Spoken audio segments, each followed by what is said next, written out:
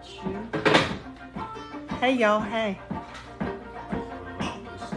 Ooh. Yeah, you are. I got you.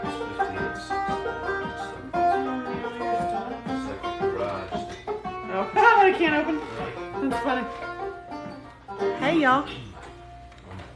All right, where are we going to do this one? This is very clampy. I need to clamp something. I need to clamp it. Hey, we're going to be live singing songs and talking. Here's another podcast with my friend Sean Gilder, the one I call Jesus. I mean, look at him. And that's Michael Ricks. For bullshit pay, so I can step out here and waste my life away. Let's see here. Oops, not this. I need tick. There's a damn shame. I need tick. Talk. Tick tock. Hey y'all, we're about to Tangly bits. the beginning. It's beginning. Okay. All right. Hold on.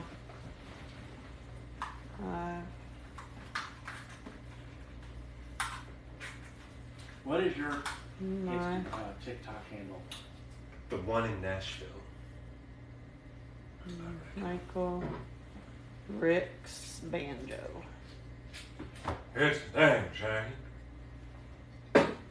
What the world won't do. People like me. I could just wake up Hey y'all. and not be true. Hey. But it Let's see here. is all it is. Confirm. Got it. Now I need to clamp this thing. But it is all it is. Living in a new How world. does this thing work? With an old soul. Is there any red lights lighting up? Hey y'all. Living in a new world. I wonder if This is my TikTok, but they're gonna do a podcast, and I'm just check. letting you see it. Check. I don't see it, so I guess that's good. Oh, you mean no distorted?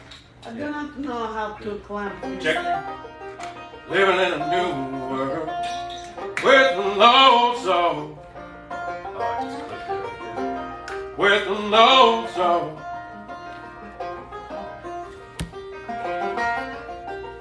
Jeez, this broken table. It's like we're hugging. It's like I'm hugging you. I'm setting up his TikTok right Living. above here. We're gonna get the. I'm trying not to get your broken table. Living. Check. The mic fell Living on in the a table, new bro. world. Living in a check. Oh, it's the first one. Yeah. No angle here. Why? Oh, jeez. It is so exciting. I love it. Hey, people.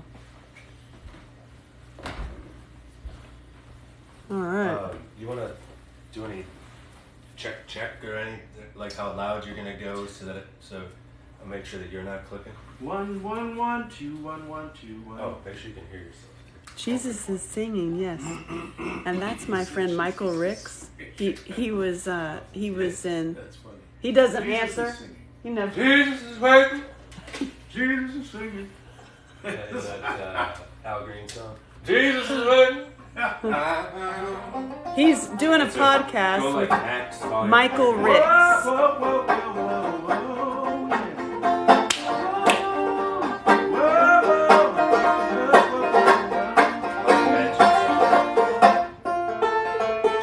Good? Now give me your loudest vocal again.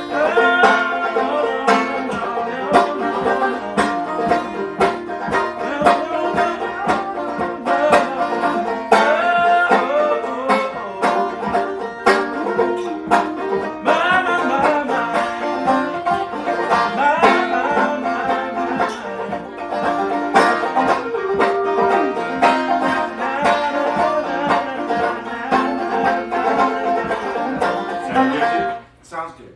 Okay. Woohoo! You clipped it like once, so I turned it down a little bit, but I didn't see any clip All right, points. I'm gonna It's open you up. not distorted in my ear, so I think. Hey, So y'all. that's the key.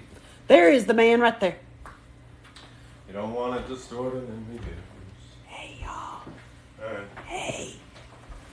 Did you put? You got mine on? I got yours on. I got you turned on. I got myself turned on.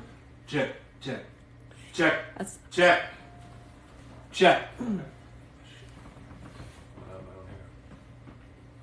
All right. All right. So. Why don't y'all this is my friend Michael Ricks that I've introduced to my friend Sean. Michael Ricks is on my cooking show, if you've seen it, Stirring Up Trouble. He's also a black man with a banjo. Good friend of mine. Try that in a small town. I mean, find that in a small town. He also escaped a cult, y'all. He's got a book about it. It's pretty dang cool. Here's my. Excellent. We're just going to all go live on all of our another phone stand I got one. somewhere. I got one. I Did you go might live? need to plug my in if you have a plug. Oh, hell. You're making me do all this work. I mean, for How God's much sakes. sense you got? What you How got? much iPhone? sense you got? Hey. How much percent you got? There's no red lights on here, is there? Something tells me you were a singer in a past life. There's no lights on here. It's not I've been recorded. running through a burning ring of fire. It's down, down, down. Burning ring of fire. So did you sing in a past life? So what had happened was What had happened was is so I started doing a lot of breath work and yogic breath work, Mm-hmm. and then like I would just like in the car or whatever, you'd just be singing along, and then like suddenly I was like, what the hell's going on here? Like my whole voice has changed from breath work. Oh, wow. Like in a good way? Yeah. Very interesting. Oh yeah. And then I just had like a lot of gas too, yeah, it was just totally changed everything. And so I still have a few sticky points in my ribs that I'm still working out. So it's like more to come too, which is really cool. Sticky points? Yeah, so if you can't fully breathe in, fully breathe out, then you Apologize. don't have full control of your That was breath. me. And if you don't have full control of your breath, you don't have full control of your lungs. This is very science. Yeah. But I have never studied singing or anything like that. I've studied some breathwork stuff. Ah. So, we got the TikToks on. It's a bummer we don't have this set up to go live, but let me make sure we're recording right. Okay, so there we are. And now, Angela, give us some, what's All right, y'all, listen. Hey, y'all, hey. This is Sean Gilder and Michael Ricks, and they're good friends of mine, and I have introduced them. And already, Sean has helped Michael Ricks with a bunch of his health stuff, which is amazing. And I'm confident that will help you. And I really want to expand on that after. But y'all were singing in the car, and then they had this idea to come and just sing the song and watch it, and then start a conversation about the world. And I say, Yeah. go for it, and be friends, and be merry, and entertain us. And Well, if we do we're just watching. Do the reaction first, and then we can play the song a few times, sing it through. Yeah. Just get the rough of it down, and then we'll record it after that. Sure. All right, so I'm gonna turn this down in case it's really loud in our ears. We gotta go. They're gonna react to this song. They were talking about it in the car. So, well, just a little preface, Do it. just so we have this on the video. So, like, I was when I heard this song first, I was like, that's the song of the season. But now I'm also a huge Tyler Childers, Coulter Wall, that type of. So this is like That genre. right. This is my genre, right? So, and then what were your thoughts on this song when you first heard it? Well, it's very, very raw. He's just singing and playing it as he's feeling it. He's Mhm. not trying to keep up with a metronome, or he's not Mhm. trying to, make it polished. highly Right. commercialized type style. He's just feeling what he's thinking, and he's kind of, you know, ranting, just kind of this and this, and he's just kind of telling it straight. Right. So it's kind of different than, you know, I'm a music artist for a living, so Right. it's what he's doing is actually against everything we're trained to do as artists, and to really bring out the finesse and the smooth and the earworm and the candy of, you know, sounding beautiful.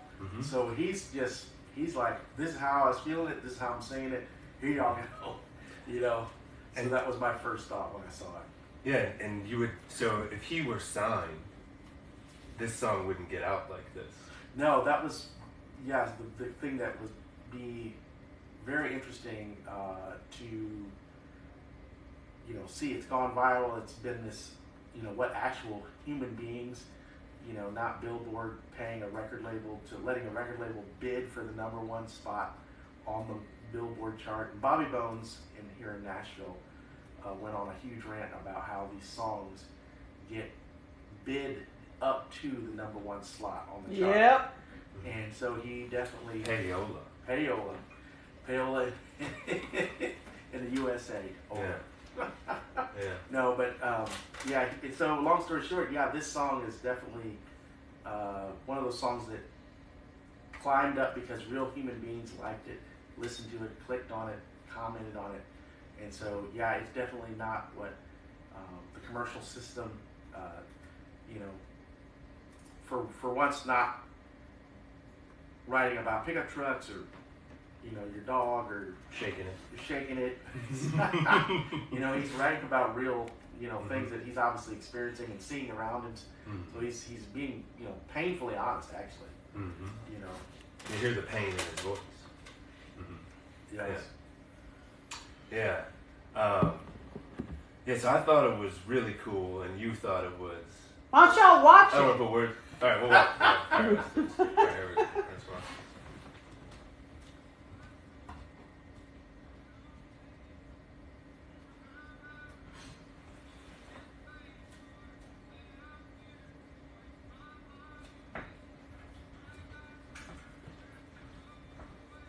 Here's a damn shame. You need to turn up the volume.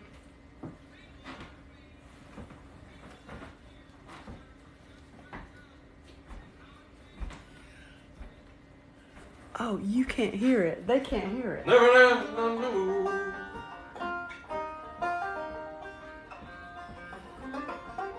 They're watching the song. And they have it in their headphones.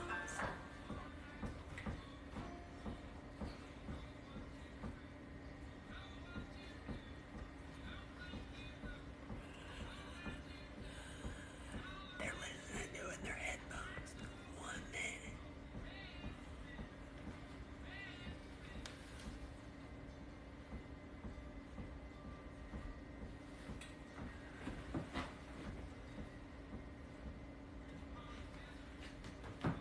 Hold on. They're watching in their headphones.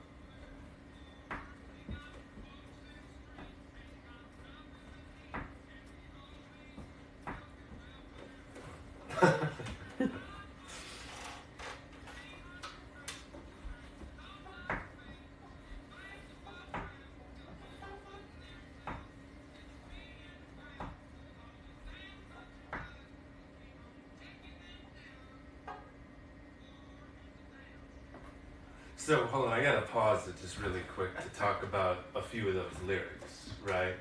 I mean, you heard 5'3", 300 pounds. It's something about a bag of fudge rounds. The government should not have to. Taxes ought not pay for your bag of fudge rounds. Taxes ought not to pay behind your bag of fudge rounds. Yeah. I mean, Hey, that's. I mean, if you want to make a song and make everybody mad, or at least make the people that, you know, have a little bit of challenge with the pound.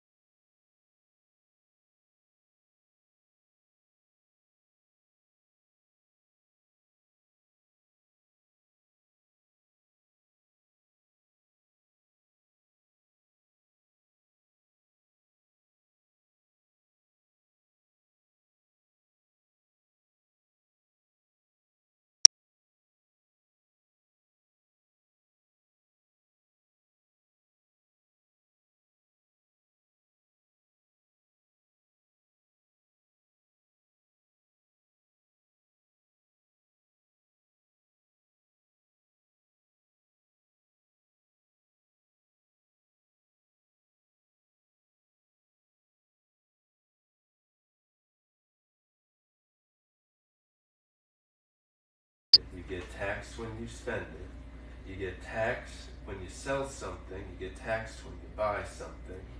I mean, he's speaking a lot of truth here. He's definitely not holding back. I give him, when I first heard the song, I thought, man, this dude is really raw. I'm used to hearing refined voices. I'm used to having worked myself to sound refined, sound skilled, sound smooth. Right. And he's, just kind of breaking all those rules. Yeah. And just saying, hey, man, he said he started writing songs in 2021. I'll let you keep play the next part. Okay. Yeah.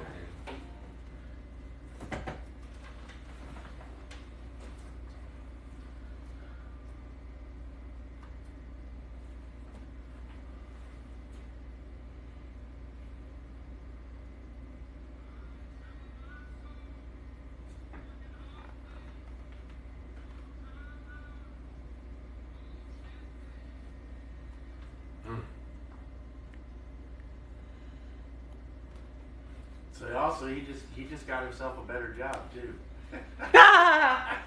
And I believe him when he's saying that he's been working a lot of hours with overtime pay, for bullshit pay.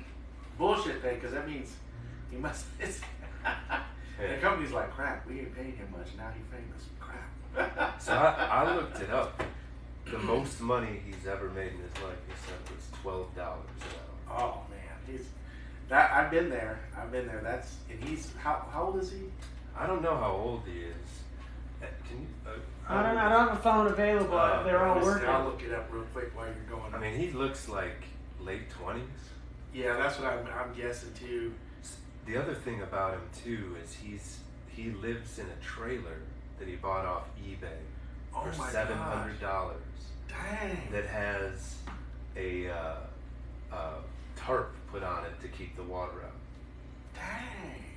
And he drives a Ford Focus with the fenders removed with big mutter tires.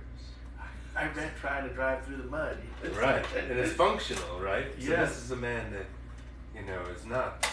does not have wealth. Wow. I mean, what a song. I think it's going to be the song of the season. I really think that it's going nowhere but up. I know he's got big offers for, big money. I'm sure everybody in this... 31. 31, okay. Yeah, the age I was when I moved to Nashville. Okay. I'm sure everybody in this town is looking to sign him up. Yeah, that's definitely John Rich jumped on that one. He said, listen, you guys, like we were saying earlier, this song would have never seen the light of day had it been on radio or a major label. And he said, you guys are now greedy, and your greediness is, outpacing, as he said, your wokeness. And so now, if the culture that all the labels and the news media, everybody's like, if somebody talks like this, oh, they must be super right wing, right? And so he's not being right wing. He's just singing what he's feeling and thinking. But the culture wants to name him this right wing work advocate, like culture, like the working man, kind of thing, where they can pawn it off and use it for what they want to use it off of. And John Rich said, yeah, I see what you guys are doing. You want to sign this guy because he's making money, and he could be, a big cash cow, but if he was in any other situation, y'all wouldn't touch him. And so John Rich was really, being very honest about that. And apparently, what were you saying happened with him, the offer he got? He turned down an $8 million record deal.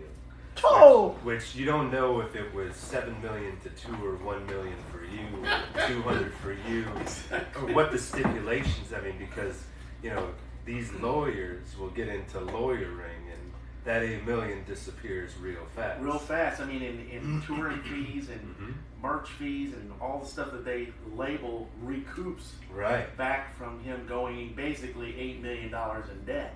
Now I wonder if now he turned down that deal. Right. So now he'll get something good. Now he'll maybe get 2 or 3, 4 or 5 offers. Yeah. Be able to sit down with his attorney and go, this one, that one, not that one. The one, just to circle back to the right wing thing. This is a man that makes $12 an hour, lives in a shanty, lives in a trailer with the tarp on top. Exactly where is he right wing? Well, and that's he's just a struggling American, Right. trying to make ends meet. Being 31 years old, obviously, he hasn't probably even started a family yet, or maybe got married or had a girlfriend or whatever. Probably hasn't been on a date in years. Probably. If you have a Focus with no fenders and a tarp on your roof. Yes, there ain't no woman coming to see you. Yeah, he probably hasn't had a date in years. And I'm not throwing stones at him. He's a good-looking guy. Yes. I'm just saying because of his situation, he probably hasn't had a date. Yeah. That's the realities of the world right now. Yeah, so that's appalling to me that he's being called right wing. And the only thing is it because he has a beard? Is it because he's playing a dobro? A dobro? Where's the right wing? That's the right. Well, and that's the whole thing too, because he's talking about being overweight and the government giving you welfare and you're buying fudge rounds, right? So if you are not smart and you think this world in the United States especially is a left or right thing, Amen. So then you think, oh, he's over there tooting the horn for them people. And the other people are like, no, he's tooting the horn against us. So he's tooting the horn against fat people? Well, against the Democrat mindset, right? And then they're like, no, they're like, well, then if he's tooting against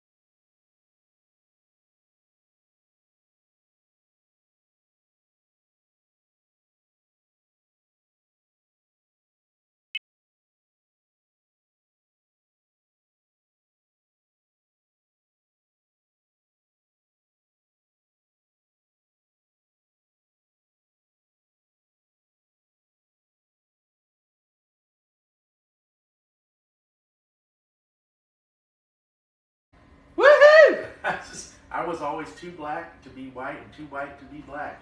I was, I could never go with the kids in the hood and the hip hop world, and I could never quite fit in with the white kids in the cornfields. In the out in the rural area. I grew up out in the boondocks, out in the country as a kid. So, and whereabouts?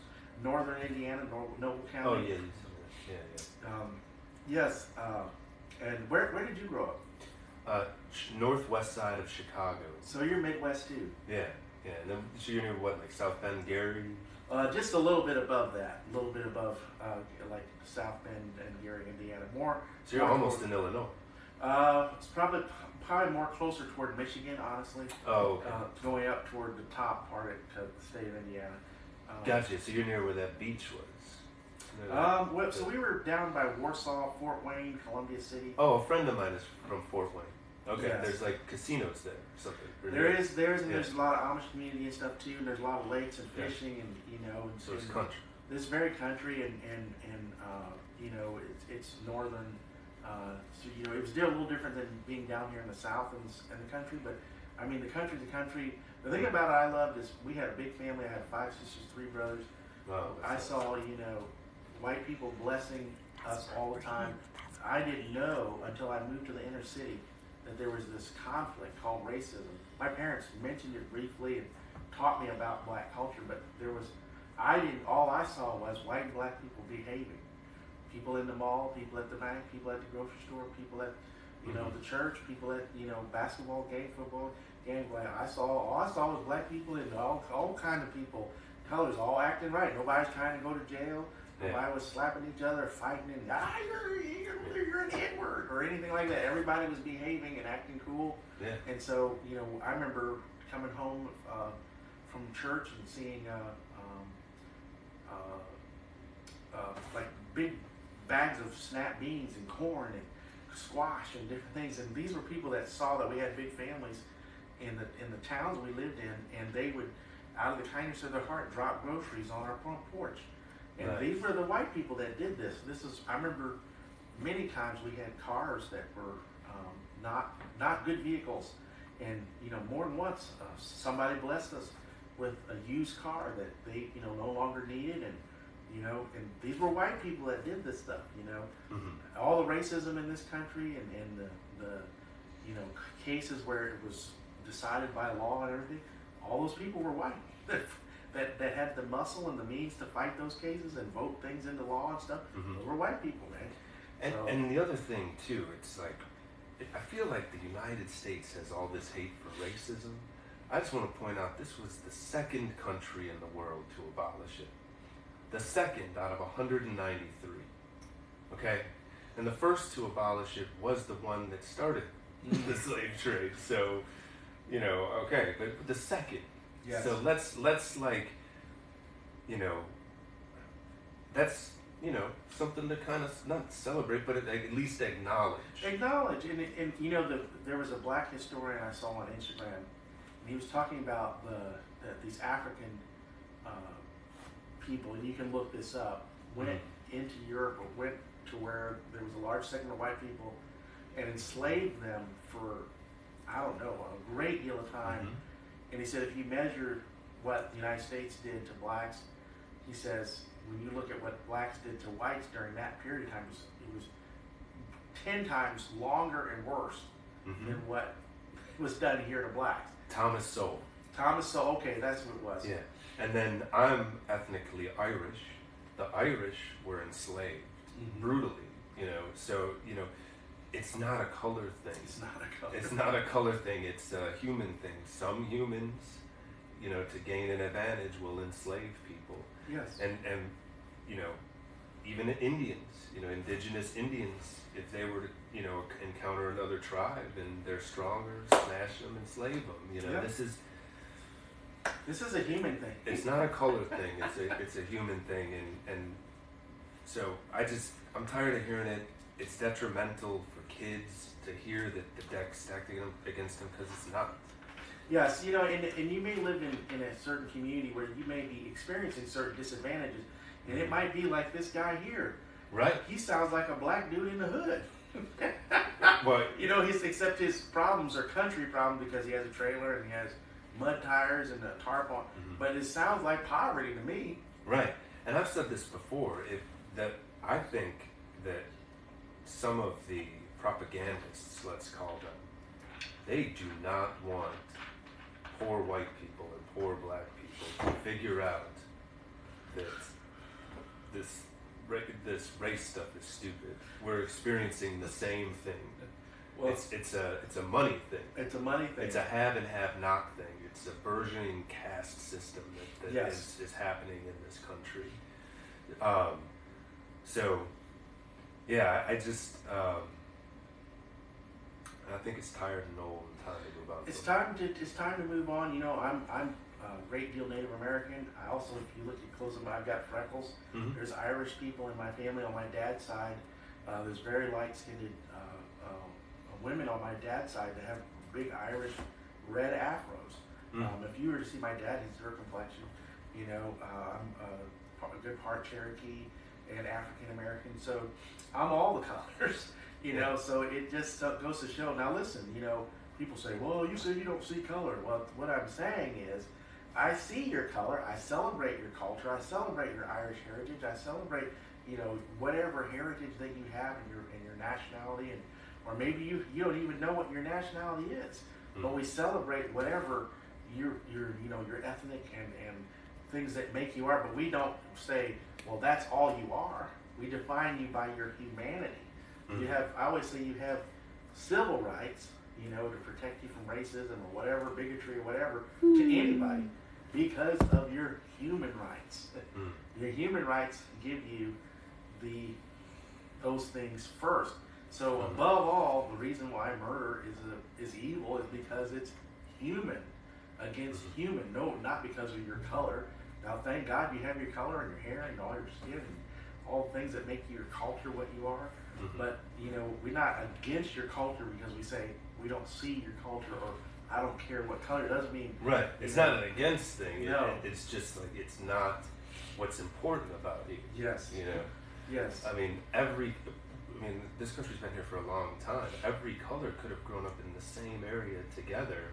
And the color is less relevant than the block.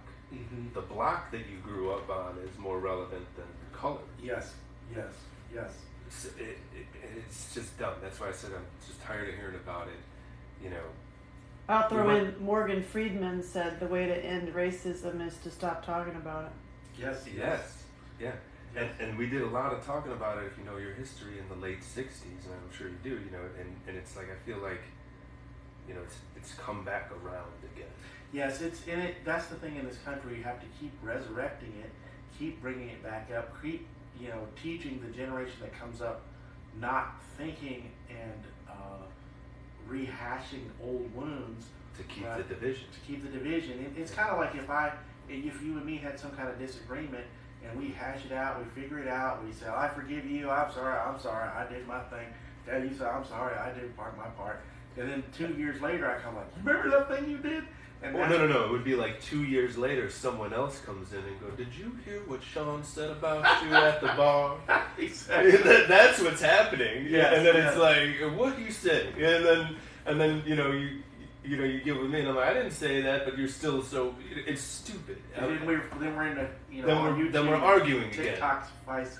Right, and that's what I feel is happening again, and it's just like, shut up, like I think we're like Sowell says, or Morgan Freeman. The easiest way to get rid of it is to stop talking about it. So this guy, the point is, this guy's not right wing. He's not right. If he's any wing, he'd be closer to left wing because he's making $12 an hour. Exactly. Lives with a tarp over his and no fenders on his car. Fenders. He probably doesn't have health insurance. He probably, you know, who knows how many miles is on that car. And like, man, you know, that's a hard life. Yeah. You know. And I do have to say, there's no fenders on the car because he's got these really cool mutter tires, and he probably lives in the country, and that's important. So, but you know, it's kind of cool what he did to the car. I have to say, being a car person, I think it's kind of cool. So we've never played music or sang together or anything, so we're just gonna see what happens and try to cover this song. Yes, yes. So first go, you want to just try to sing it together? Just try to sing it together. Just try Okay. to, maybe you do a verse, I do a verse. Okay, yeah. So you want me to start? You start the banjo, then I'll start. Yeah, we'll kind of get the music going. I'm trying to. I think you've listened to it a little bit more than I have. So I'll. Okay, here we go.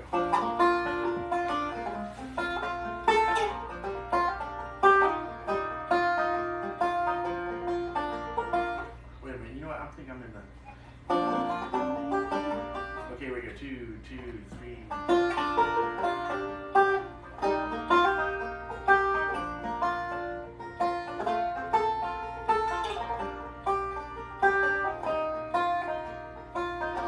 Trying to figure out where I would come in on this.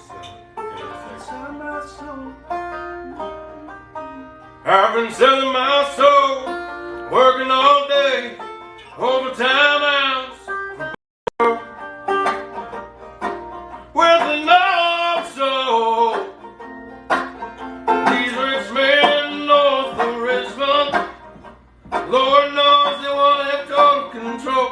Want to know what you think, want to know what you do, and they don't think you know, but I know that you do, cause your dollar ain't shit, and it's taxing no end, cause the rich men north of Richmond.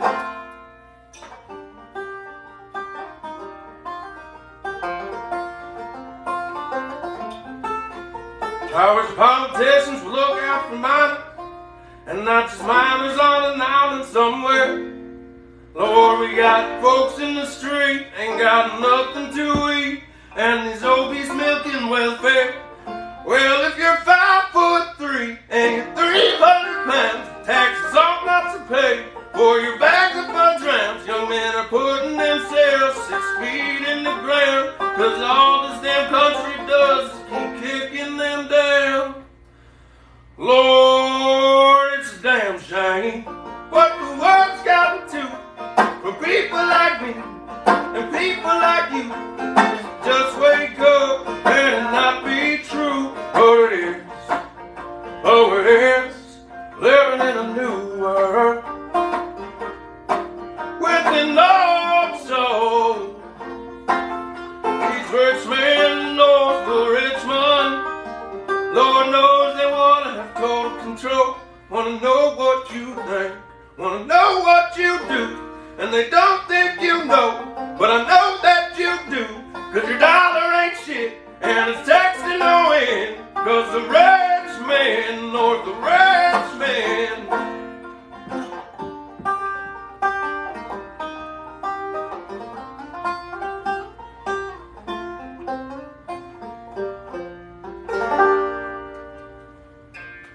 I've been selling my soul, working all day, overtime hours for bullshit pay. That was cool. I'm lost on some of the lines in there. Like Whoa, that was great. Yeah, people are like, you sing? He sings? I don't have that. I don't know what he does with that section of the song, but. Hey, I mean, I think you did it pretty good. That was I fun. was stumbling much worse. Yeah. I got the music fairly close to where I could, keep up with it. Yeah. That was fun. Well, people always see you and they think, because you're so regal and so poised with your yoga man body, that, then when you bust out and you got a big smile on your face and you're singing, they're like, who is that? Like, wait, what? They love it. Smiling, there's jokes or something. That's so good. And that's what I personally like about this song is the camaraderie.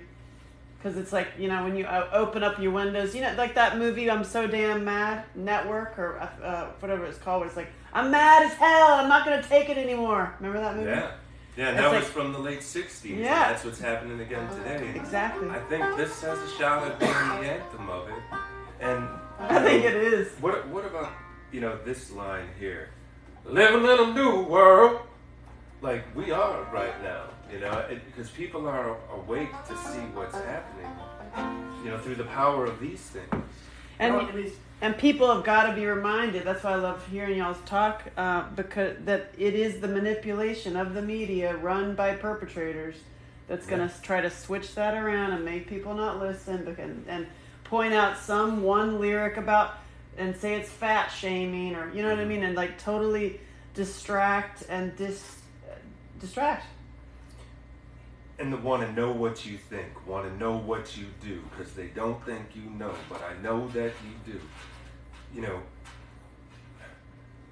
Why so much effort to have this control? Because they know that they've bullshitted us. Yeah. Yes. So the fact that they are trying to track us so much is all we need to know. Yes. Yeah. So turn your TVs off. Yeah. Turn your devices off. Live in the real world. Sit up and look around you. Like, if I took that TV and I started walking down the street and I strapped it on, and I had like content playing on it, right? Mm-hmm. And anytime I came to a stoplight, I'd pick that TV up and turn it around so I could stand there and hold it like this. You'd be like, "What is that fool doing?" And that's what's happening. If I was walking down the beach holding the TV, right? Walking down to get on the bus and bump somebody and knock somebody's coffee out of their hand holding the TV. And it's like, today in the news, and I'm holding the TV and like, turn that thing down, man. That's what these devices are, man. They're like handheld TVs, man. Yeah, and you see everybody walking down the street and they're holding their TV. Yeah. You can't strike up a conversation with the lady if you want to because they're all engrossed in their phone, and then because of these things, no one is prepared to have a human interaction. When you bump into someone, no one's prepared because they're just prepared to look at this thing. Well, I'd like to throw something in. Instead of saying what we're not doing, what can we do? Because we are getting prepared. We are being aware. People are waking up, not woke. We're waking up, and you're helping people get healthy. I'm healthier just by knowing you, and by being healthy, we all become more aware, and we become really a new world. Yeah. So what do we do now? Well, I think it's important to remember that everything is just a tool. A garden tool can kill somebody, or it can grow you food. Yeah. So these things are just a tool. Mm-hmm. So, it's how you use this tool. What are you going to do with this? Are you going to be hateful? Are you going to victimize yourself? Are you going to use it to tap into all the reasons why you're not successful, or are you going to tap into it to figure out how you're going to be successful? Are you going to sing a song about how everybody's struggling and bring everybody together with your song, mm-hmm. and record it on your iPhone in the woods next to your hunter's blind, I think that's what he's standing next to, with your mm-hmm. dog in the grass, and make something that is so riveting and so engaging that people mm-hmm. are like, you know what, because if you look at all these podcasts that have popped up, it means everybody's having conversations. It means people are starting to talk to one another mm-hmm. and actually dialogue about, we have this cancel culture. If you say this wrong thing, you say that, you get canceled. Well, if you look at all the podcasts, the canceling ain't working because everybody's just making another podcast. And more people are getting together in groups and talking, and more people are getting in groups and talking, and everybody's listening on their device that they listen to, and then more people are getting together and talking. Mm-hmm. So that's one of the things that we're doing to fix the problem, to reach out and to talk about the toxicity of our food, talk about the mm-hmm. what we're eating and drinking, what we're doing to our mental health, mm-hmm. what we're doing with suicide, what we're doing with families and complications and divorces and resolving conflict and actually realizing you face the same demons I face. You might face them for different reasons, mm-hmm. but we all fight the things that the human race fights. Mm-hmm. We all fight the same battles, and at any day I might walk up to you, and if you're in a bad mood, and you're not mad at me because I'm black, you might be, but the truth is I can have a kind answer, mm-hmm. and I might be able to keep you from being violent or being violent to yourself, or or maybe you find out something about me and then I put a smile on your face, and then next thing you know, we're friends and we're going fishing or something. Yeah. So you never know. And acknowledge the people when you pass by them. Give them a nod, give them a good day. Say hello. Yeah. These first steps. Get that thing out of the front of your face. Don't walk Yes. around with the TV on. And then start to talk. Start to talk to the people in line around you. That used to happen all the time. Now Yes. everybody's in their phone when they're in line. And connection is the biggest thing to not have depression. Depression, like, first of all, no one should identify as being depressed. That's stupid. You can have a depressed mood, but you don't take that and identify as I have depression. In other words, define yourself and name yourself Right. psychologically as being always subjected to depression. Right. In other words, you have as if you have no way out, as if there's Right. no other way for you to define yourself. Right. Yeah. Because if that's just dumb, because you don't want to pull that into your identity. You don't want to pull that, yeah. And Right. it's like when a coach coaches you from feeling like a loser, feeling like a victim, feeling like you can't shoot the ball or do whatever the play is requiring. And he coaches you into a mindset where you don't call yourself depressed or a loser or the guy that can't shoot on the team or the guy that can't pitch correctly. Right. And he builds your mindset to where you develop the I can be a healthy person. I can be the guy that makes the team, does well on the team, go from, like Michael Jordan, cut from, I forget what Freshman. for freshman He didn't year. make his his first attempt at becoming a basketball player in his high school. He didn't make it.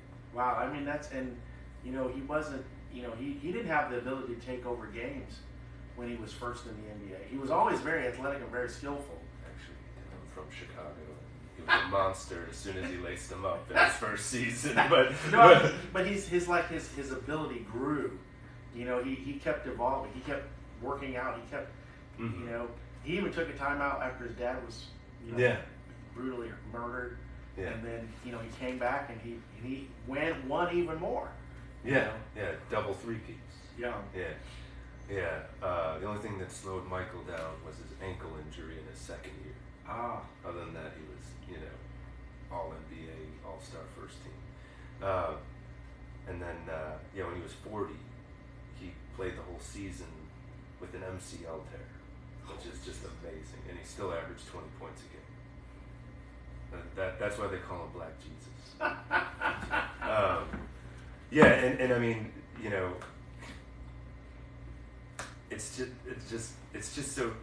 I'm just gonna briefly circle back. That's why it's so dumb to victimize yourself because of the color that you are. Yes.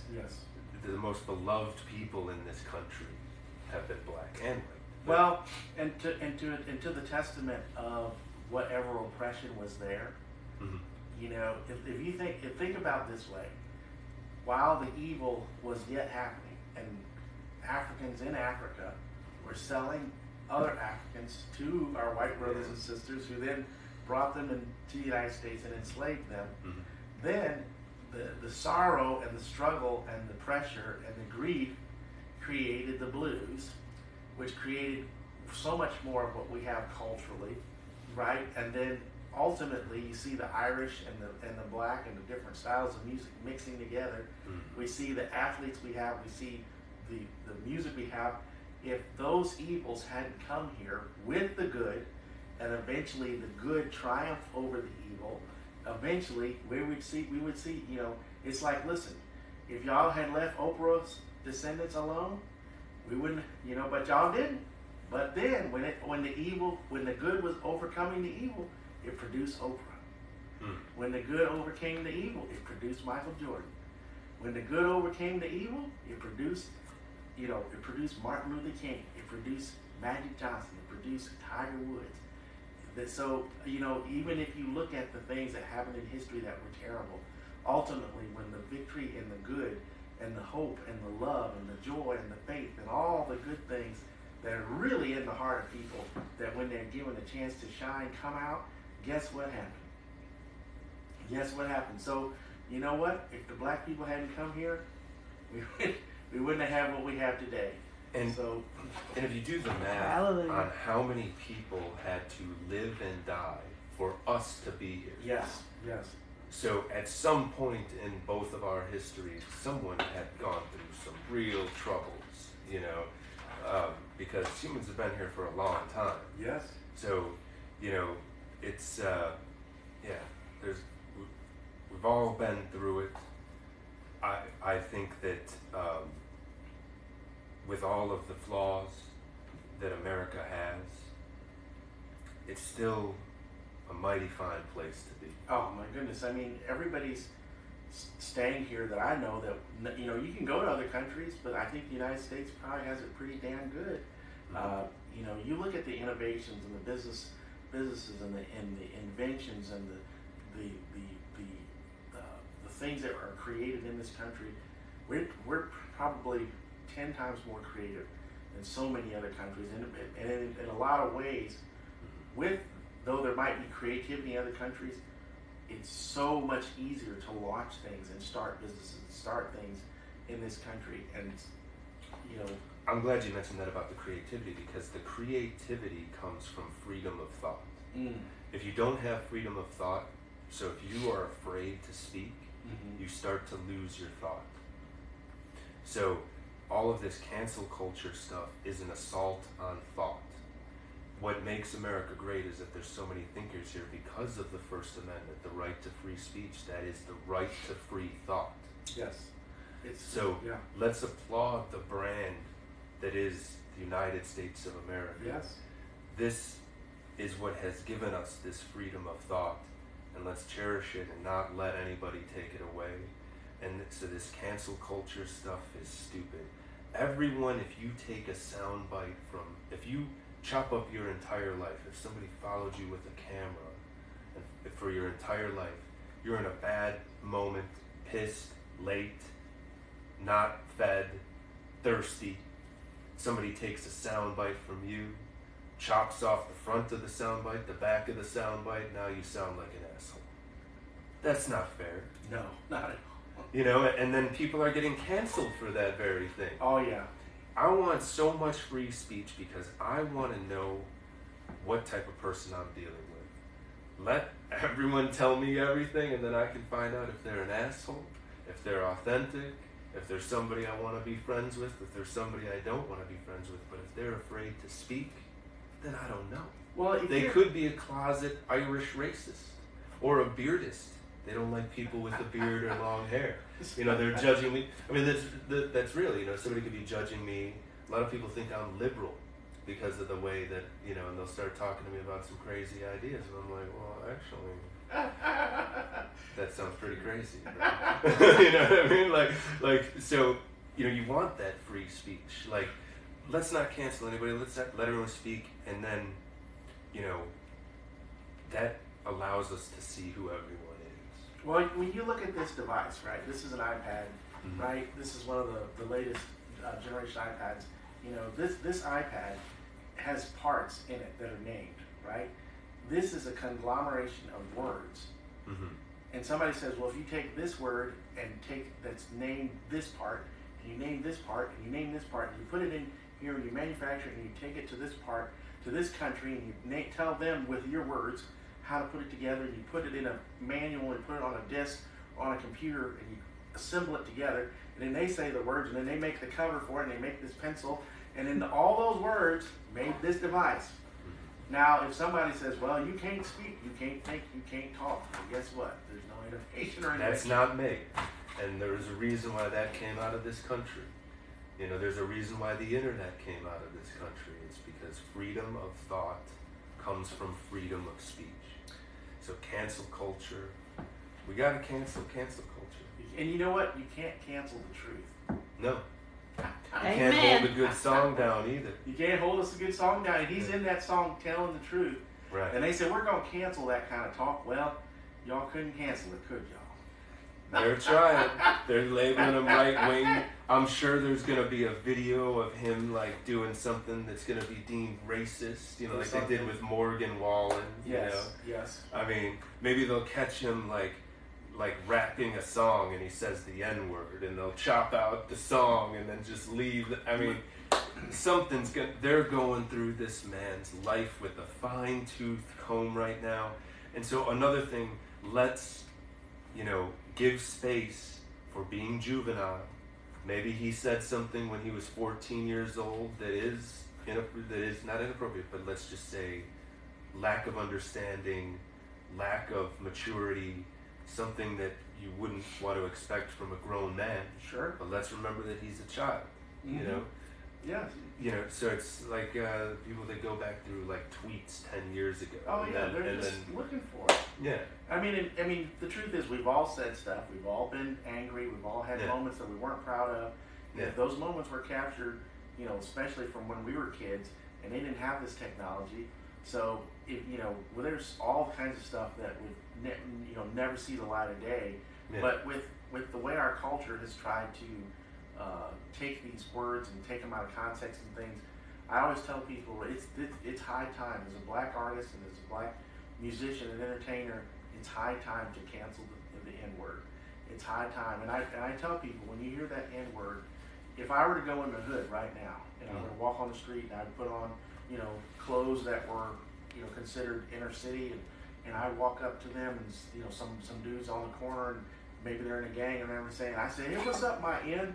Yeah. And they'd be like, who the F are you, right? Yeah. And then they would proceed to see if I'm shooting, killing, drugging, sleeping, murdering, doing every evil work under the sun.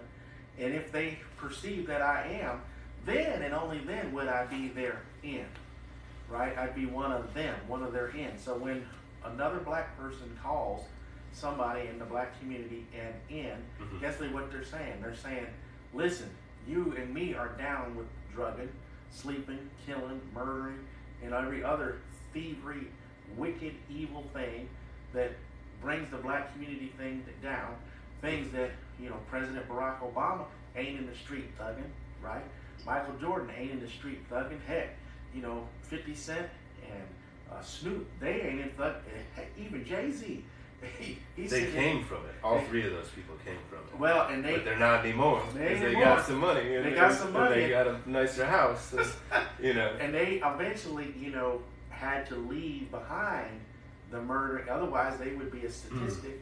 So you're saying leave behind the N-word. It's time to leave behind the N-word, and it's time for us to take responsibility as African Americans in the black community for teaching our white brothers and sisters to say this word.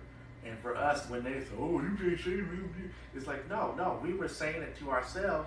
We were cursing at ourselves. If the Ku Klux Klan and the hate culture of the South in that era was, the white slave owners and stuff were calling that stuff. Why would, when they were telling us that, they were telling them, you're low, you're trash, you're worthless, you're nothing. Your humanity is meaningless. Why would then we turn around, first of all, absorb that saying over ourselves and believe that and take that on as our identity, and then go and call our other black brothers and sisters that word, and then tell our white brothers and sisters we can also call each other this. So why would in the world would we take their language and perpetuate it in our music, in our clothes, in our commercials, in the sitcoms and the TV shows and the videos and the media that we put out there as black community? We have to cancel the N-word, and we can't tell the white brothers and sisters you can't say that until we clean it up and we say, no, we need to stop this word. We need to stop talking to each other in this way.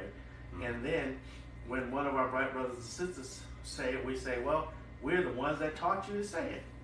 So now it's on us to remove that word from our culture. I mean, I grew up in Chicago.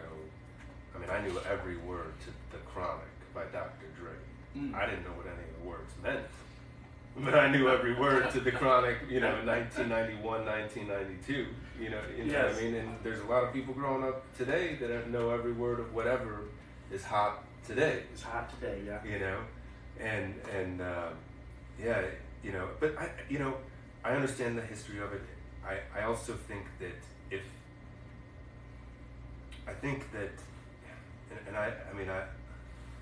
I'm hesitating saying this, but I think that also it's important to recognize to not give your power away to a word. Absolutely.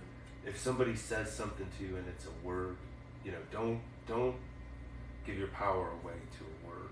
And I know there's, you know, a lot of there's a lot of problems, but all that exists is the present moment. Yes. So don't do something stupid over a word. And I think that's great, you know, to you know, try to be a proponent to remove it from the vernacular. Yeah, I mean, I don't go around saying, "What's up, my honky?" You know, like that was really funny if that became a thing. Yeah. Yes. Well, I mean, yes, and that's the thing. It's time. We got these internet. We've got all these devices and these technology, and and then we get on TikTok and you know everything, and then we go on Thanksgiving and we can't even talk to each other. We have all this advancement and we didn't get better. We got all these good things and we didn't get more kind and more genuine and more loving and more beautiful. Well, one of the sticks and the spokes of that is cancel culture, because everybody's afraid to talk to everybody because nobody wants to say the wrong thing, you know. And so that's why I think it's just, don't let words have that much power. You know, go into a situation believing that people are good. Show your best face so you'll get the best face back. You know, if you're walking down a dark alley and somebody is coming at you that makes you fearful, if you start to cower and you start to, you know, act like they're going to do something, you're more likely to have something done to you. True. If you say good day or good evening or, you know, hello, you know, and look at who's coming towards you, you know, and treat them with respect, and, you know, you're more likely to have a better outcome. You know, cynicism has no place, because in the present moment, being cynical will do nothing but harm you. And if you are cynical, you are training yourself for the present moment to be cynical. Yes, that there's no good in the present moment. Right. Only the ever potential outcome of something terrible or at least mildly and continuously annoying. Right. That there's no joy to be had in the present moment. You know, oh, there's a debt in taxes. Like there's nothing like you know, like if you learn the tax code, you know, you can beat the taxes. So the cynicism will make you stay in ignorance. It'll make you say, oh, we're just conditioned to darkness and death every day. Well, it's just going to be another sad day, another dollar, another piece of you know what. You know, just that whole, it always brings you down. And when you're in that state, you've given away your power to someone else, and you're making money for someone else, and you're not living your dream. Yes.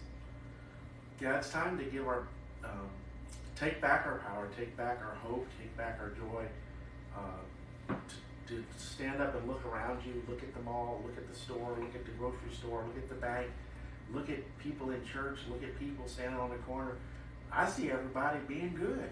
Same. I see people in the restaurant behaving. I don't see the black people for the white people fight. I see the black server giving the white man a drink and he didn't dump it on him. I see the white girl giving the black girl a smoke. You know, if you still smoke, I ain't mad at you if you still smoke. You know, or whatever. I see people interacting at the bank, at the, you know, wherever. Everybody's helping. I don't see nobody trying to go to jail. I don't see nobody trying to get in trouble and get in a fisticuffs and get put on TikTok and, you know, get viral and make some crazy. Everybody's trying to behave. And the people that are perpetuating this narrative, they're in, you know, coastal cities, on Twitter or X now, you know, and some, you know, they're not living it. They're not out there, you know, but they're perpetuating this narrative. And that's the small speaking for Right. And then And when furthermore, if you look at what percentage of people are doing crime, it is very small. It's very small. And social media and these TVs in our hands, right? This constant stream of video activity makes us think that there's all this whirlwind of insanity coming at us like a freight train, a water hose the size of a freight train, and it's not. It's really just being, if we're on it, and it's continually being thrown at us and projected onto us, and then we think that that's reality. We think that that's really what life is really doing. And I don't, and so then everybody gets up and says, well, it's everywhere. No, it's not. It's just in the device, it's in the TV, and they're telling you, no, it's everywhere. They're going to perpetuate this stuff in such a way where we feel completely surrounded and engulfed. It's a profitable narrative, so that's the narrative that we're getting on our tiny face screens,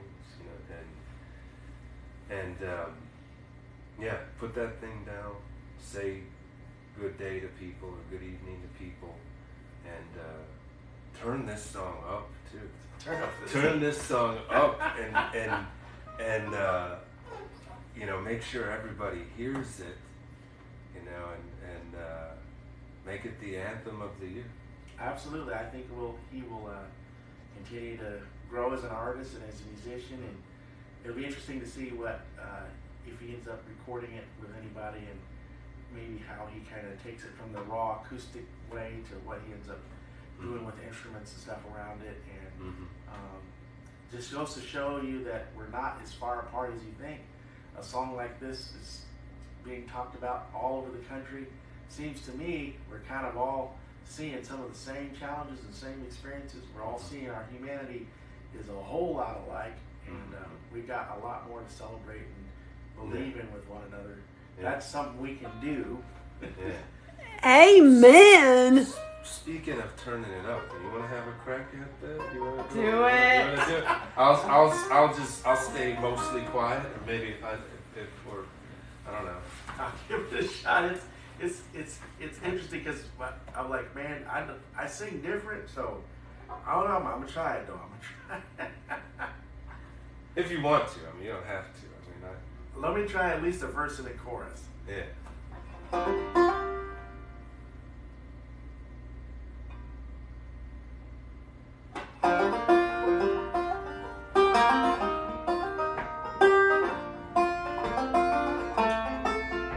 I've been selling my soul, working all day, overtime hours, for bullshit pay, so I can sit out here and waste my life away. Drag her back home, drown my troubles away. It's a damn shame. The world's got two, people like you and people like me. Wish I could just wake up and it not be true. But it is. But it is.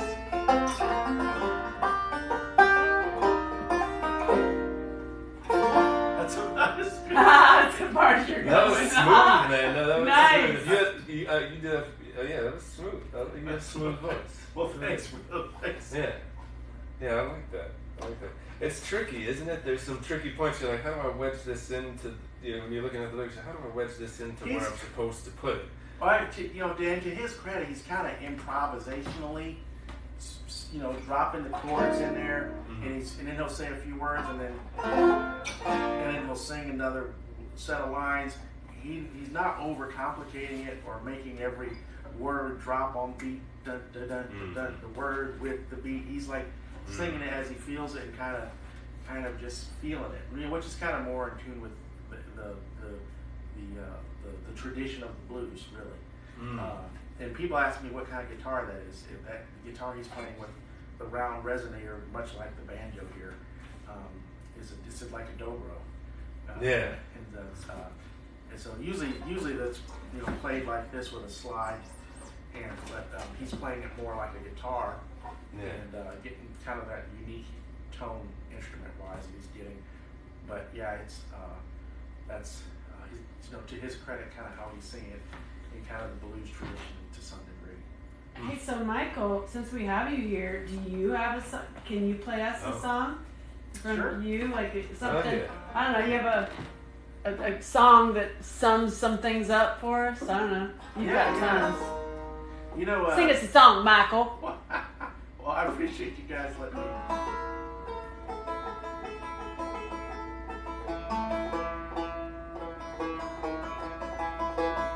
And my name's Michael Rickson. Thanks, Sean, for having Thank me you, on. man. Really appreciate And you. this is really our first actual, like, significant conversation other than dinner today. Yeah, we met, you know, a few times. That's true. That's true. Yeah, but just we didn't really have a. It was more like. You met through who? Good evening. Yeah. They met through Angela Shelton. She's here in the room helping us do this podcast here, so she's kind of manning the technologies, womaning the technologies. Stop. Humaning the Thank you for technologies. not calling me a bonus hole. Thanks. Humaning the technologies. So speaking of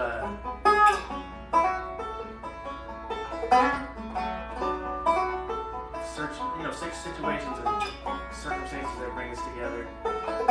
This song is called "Don't Let It Get the Best of You."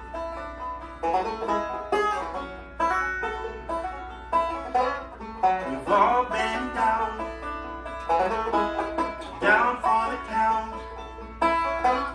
We've all been done wrong sometime. We've all got days that we like to erase, but you can't turn back lost time. No. Don't let it get the best of you now. Don't let it get the best of you. Nah, nah, nah,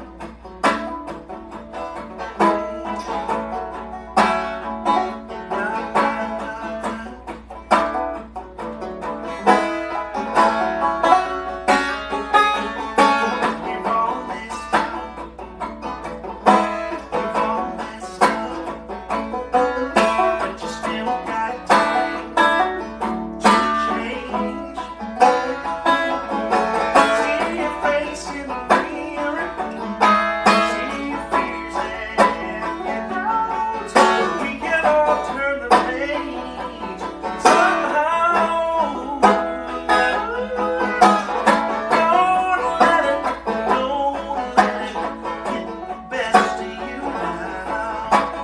Don't let it get the best of you. Don't let it get the best of you.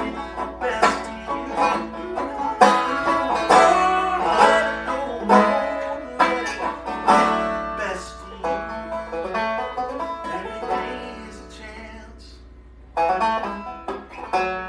to look up from the crowd, rise above the ground, take flight. Every day is a chance to look up from the crowd, rise above the ground, and take the light.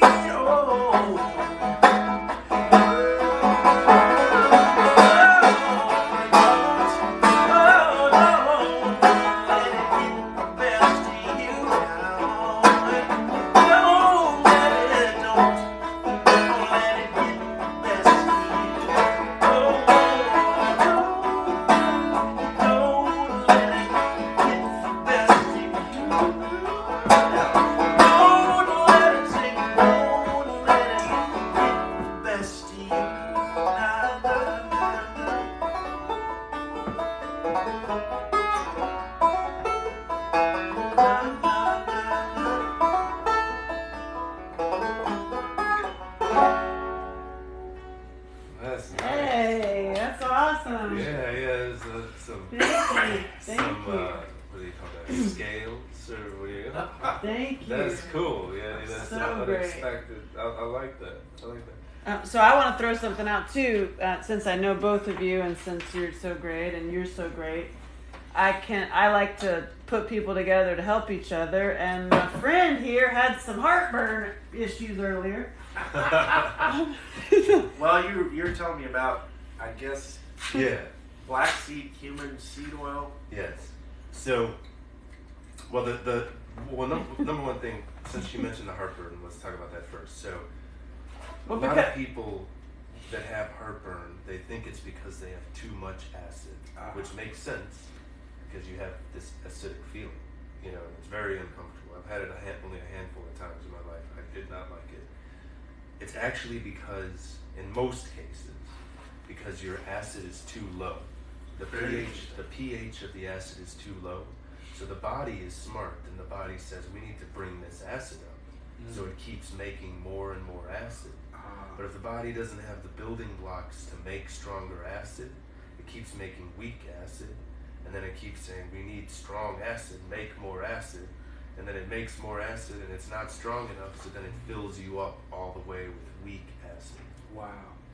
So with that betadine and pepsin, which is the other bottle that I gave you there, so that increases the pH of the acid in your stomach.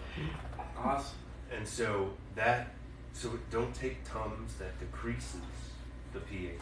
I see. And it will rid you of the acid at the same time that it decreases the pH, which will make your body hit you even more with acid. So the Tums perpetuate the problem. Well, and speaking of acid, like my voice has that kind of element. And it's because I had an acid attack last night when I was falling asleep. Yeah. So it messed up the. Sure. You know. Yeah, you don't want that coming up on you. You need it to stay down here. Yes. Yeah, and so what you do with those is you want to start at I would say start 2 or 3 pills. And then every time, that's before you have a meal. You always do it right before a meal. Okay. And then if you don't notice any adverse effects, like no odd feelings or anything like that, then the next meal you do 4. And if you don't notice any bad effects, the next meal you do 5, 6, 7, 8, because we don't know how low your acid is right now. Oh, I see. So we don't know how many of those you need. But now here's the cool part. As you increase the acid in your stomach, it breaks up the food more. Then when it goes into your intestines, the intestines absorb more nutrients. Oh, very interesting. So then what you're doing is, by increasing that acid, you're giving your body more nutrients. Once your body has more nutrients, it can make better acid without that pill. So it's a way, it's not a pill forever. I see. It's to up the acid, eat as well as you can, and then your body will take over and start making the good acid. So this is about treating the cause, not just treating the symptom. It's not hiding a symptom, it's treating the cause. Low stomach pH is the majority. Most people that have acid reflux or have acid coming up, it's from low acid pH. But even low pH will still hurt you. I mean, our stomach acid, can melt metal. Wow. So even when it's weaker than it should be, it's still very strong. It's going to tear up your vocal, for sure. So just keep going up and keep going up. And when I have touched the too much level, it doesn't give me heartburn, but it gives me something that I don't like, but not like super bad like heartburn, but it gives me like a little something that I don't like. And then you subtract 2 pills for the next meal. I see. And then stick with that. And then if you get something that you don't like with that level, let's say it's 6, and then you have a meal like a week later and go, ooh, something, I don't like that, 4. And listen to your body, in other words. Right. Listen to what you're So feeling. keep going up until something odd happens, subtract 2, and then stick with that number. Let's say it's 6 pills before every meal. And then, because what that is your body is now making a high enough pH that you don't need the pH boost. Wow.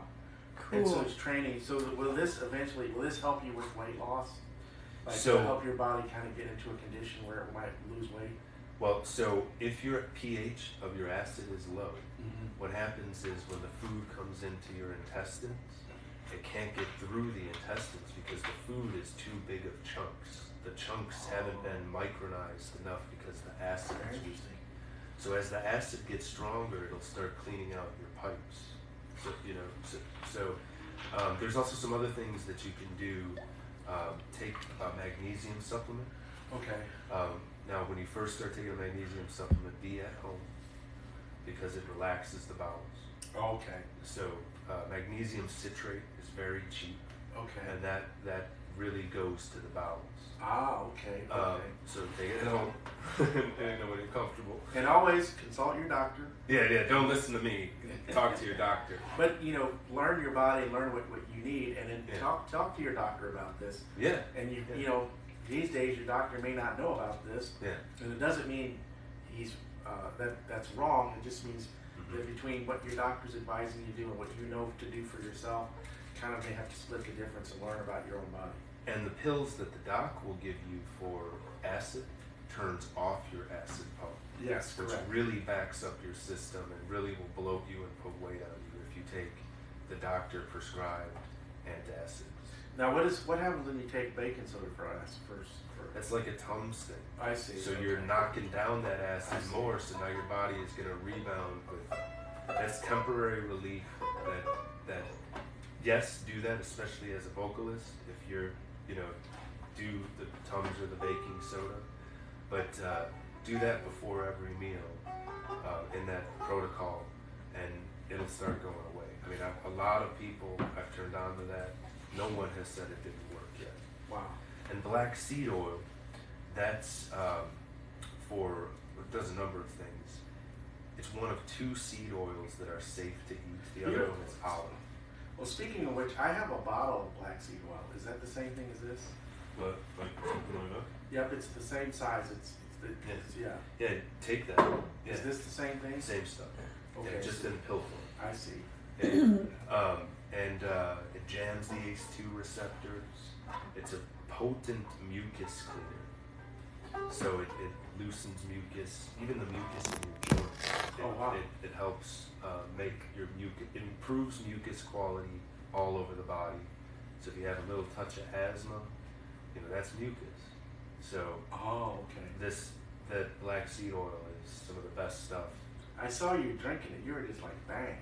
Yeah, because I've had like a little bit of like wheeze or something. It's real hot, humid, a lot of pollution in Nashville, a lot of pollen in the summer because it's a bowl here. So I was like, singing a song with Michael Ricks. It helps to coat the throat with the black seed oil. So I was like, I better have some sips of this. I don't want to. Hopefully, I sounded all right. You did sound all right. You were more in the style of the way he sang the song, and maybe you just discovered a new vocal coat. This for singers, right? Oh, for speakers, Well, it definitely. Like if my voice feels a little weak when I'm speaking, I do the black seed oil and the strength comes back up. Really? So it must bring the inflammation down in your throat. That's why I said get you the liquid, not the pill. Okay. I just had an extra bottle of the pill, so I can't do that. But the liquid, I kind of like try to almost like gargle it, almost like let it sit in my throat and then swallow it, and it'll tingle and burn a little bit in the throat, but then it's instant relief. Like I still have a little bit of rasp, a little bit of something, but that did help take it down. Very interesting. Yeah, black seed oil. This is fun, man, and I really appreciate the conversation. I think it's an important conversation. Hopefully other people will do some reaction videos and get into some of the stuff in this song too. Absolutely. Yeah. Thank you. I'm excited that I love it. I love y'all. I love y'all guys. I love you all. And Mike Ricks was on my cooking show, but you weren't there. I'll just do a whole season with you. All right. Hey y'all. Yeah. Well, cool. I guess that's a wrap. Yeah, and cut. Cut. Ange, is Jesus discussing Dimebag Daryl now? What? Dimebag what? What's Dimebag Daryl? What's Dimebag Daryl? Dimebag Daryl. That was really fun. Thank you for that.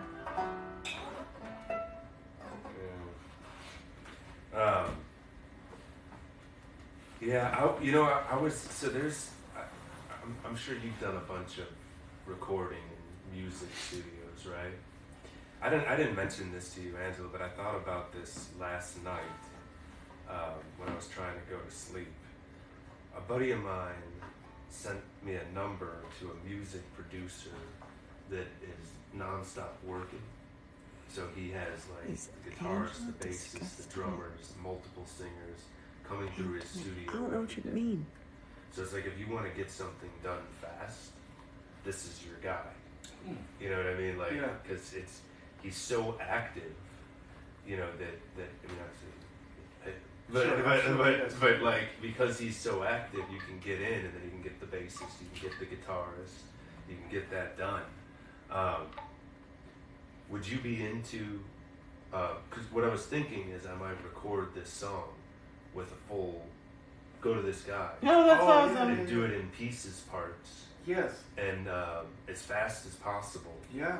And try to get like as many cool Nashville people, you know, that this guy knows, you know, to add some spice, you know, like so, you know, maybe, you know, everybody comes in, does the whole song, and then he puts it together to make it sound good. Yeah. You know, so maybe it's like, you know, banjo one, I don't know how he chops up, banjo one riff, electric another one, or all together, you know, so I was going to reach out to him and see if he could, you know, what he would charge me. Sure. And, you know, that'd be fun. The thing that, just trying to get out there first, do the first one. The first cover of it. With the first full band cover of it. I think would be cool if he could knock this out fast. Yeah, I'd love to do it. Yeah, and then if we can get anybody that you know or anybody else, you know, if somebody has a little bit, like he already had Jamie Johnson come on stage with him and play. You know what I mean? So that's cool. And so I'm gonna call the guy and see what he'll charge. Okay. And I'm hoping that I can get him on board where he understands the reasoning behind this thing, right? And then also Nashville, you know, it's good promotion for Nashville artists. And then everybody that comes in, record them while they're doing it, and then you can piece together a video too with all that footage of, because people will come in at different times and do their part. But I just think it would be cool for Nashville. And I'm gonna call him first, see what he's gonna charge me, and then make some calls to some friends that I know some people that are somebody. Maybe at least try to get one person who's, you know, somebody who's ears and eyes. You know what I mean? So I'm gonna reach out to him. I'd love to have you know. Yeah, I'd love to do it. The banjo needs to be on it. Oh my God! You know, it needs to be on it. So it's just there's no, I mean, because it's a dobro. It's a dobro, so but dobro's banjo-ish. Yes. It needs a fiddle too. Oh yeah. Yes. Yeah. To make that's what I was thinking. A big production. You know, a symphony of sound. You know what I mean?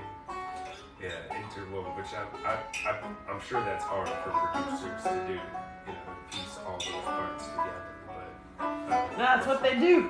That's what they do. That's what they do. Yeah.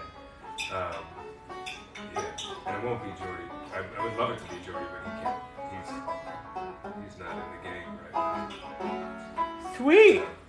Yeah. Oh my God, that was fun. I'm yawning. Good night. That was fun, wasn't it? Thank you for being here. That was fun. Hold on. Did my phone last? It did. Well, I kept moving my battery from you to me.